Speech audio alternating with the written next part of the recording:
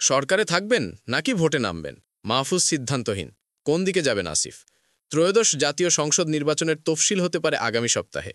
শিক্ষার্থী প্রতিনিধি হিসাবে অন্তর্বর্তী সরকারে থাকা দুই উপদেষ্টা মাহফুজ আলম ও আসিফ মাহমুদ সজীব ভুইয়া পদত্যাগ করে ভোটের লড়াইয়ে অংশ নেবেন নাকি সরকারে থেকে যাবেন, এ নিয়ে রাজনৈতিক অঙ্গনে নানা আলোচনা চলছে। যদিও দুই উপদেষ্টার কেউ এখন পর্যন্ত এ নিয়ে স্পষ্ট করে কিছু বলেননি। তথ্য ও সম্প্রচার মন্ত্রণালয়ের উপদেষ্টা মাহফুজ আলম পদত্যাগ ও নির্বাচন করার বিষয়ে এখনও সিদ্ধান্ত নেননি বলে গত রোববার রাতে প্রথম আলোকে জানিয়েছেন।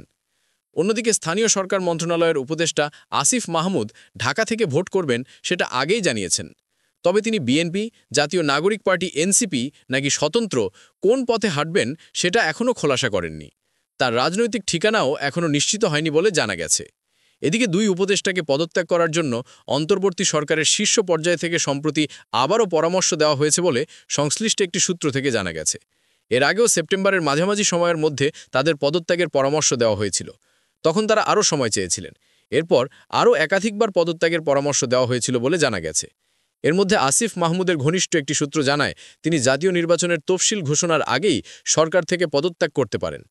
তবে মাহফুজ আলমের ঘনিষ্ঠ কোনো সূত্র বলছে তিনি পদত্যাগ না করে এই সরকারের শেষ সময় পর্যন্ত উপদেষ্টা পরিষদে থেকেও যেতে পারেন। সেক্ষেত্রে তিনি নির্বাচনে অংশ নেবেন না। আর যদি নির্বাচনে অংশ নেন তাহলে তফসিলের আগে সরকার থেকে পদত্যাগ করবেন। এদিকে প্রধান নির্বাচন কমিশনার শনিবার বলেছেন ডিসেম্বরের দ্বিতীয় সপ্তাহে অর্থাৎ আগামী সপ্তাহে নির্বাচনের তফসিল ঘোষিত হতে পারে। মাহফুজ আলম ও আসিফ মাহমুদ জুলাই গণ অভ্যুত্থানের সময় বৈষম্য বিরোধী ছাত্র আন্দোলনের গুরুত্বপূর্ণ নেতা ছিলেন। তাদের আন্দোলনের সহকর্মীরা গত ফেব্রুয়ারিতে এনসিপি গঠন করেন। আসিফ মাহমুদ ঢাকা 10 আসন অর্থাৎ ধানমন্ডি, কলাবাগান, নিউ মার্কেট ও হাজারীবাগ থেকে নির্বাচন করতে পারেন বলে রাজনৈতিক অঙ্গনে আলোচনা আছে। অন্যদিকে মাহফুজ আলম যদি নির্বাচন করেন সেক্ষেত্রে তার গ্রামের বাড়ি লক্ষ্মীপুর 1 আসন থেকে প্রার্থী হতে পারেন। ঢাকা 10 ও লক্ষ্মীপুর 1 আসনে বিএনপি এখনও প্রার্থী ঘোষণা করেনি। সেটি সরকারের এই দুই তরুণ উপদেষ্টার জন্যই কিনা তা নিশ্চিত হওয়া যায়নি। তবে জামায়াত এই দুই আসনেই প্রার্থী দিয়েছে।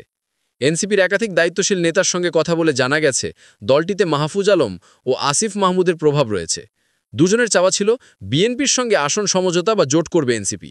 এ নিয়ে কিছু অনঅফিসিয়াল কিছু আলাপ আলোচনাও হয়েছিল। তবে সেটার আর সম্ভাবনা দেখা যাচ্ছে না। বরং এনসিপি তৃতীয় একটি রাজনৈতিক জোট গঠনের প্রক্রিয়ার মধ্যে আছে। এই জোটের জন্য এনসিপির সঙ্গে আলোচনায় আছে এবি পার্টি, রাষ্ট্র সংস্কার আন্দোলন, গণ অধিকার পরিষদ ও জাতীয় সমাজতান্ত্রিক দল জেএসডি। যদিও ইসলামী ছাত্র শিবিরের সাবেক নেতাদের উদ্যোগে গঠিত রাজনৈতিক প্ল্যাটফর্ম আপ বাংলাদেশকে এই জোটে রাখা নিয়ে এনসিপির দিক থেকে আপত্তি রয়েছে। আবার জোটে আসা নিয়ে গণ অধিকার পরিষদের নেতাদের মধ্যেও দ্বিধাবিভক্তি রয়েছে। এই দুটি কারণে নতুন জোট গঠনের বিষয়টি এগোচ্ছে না।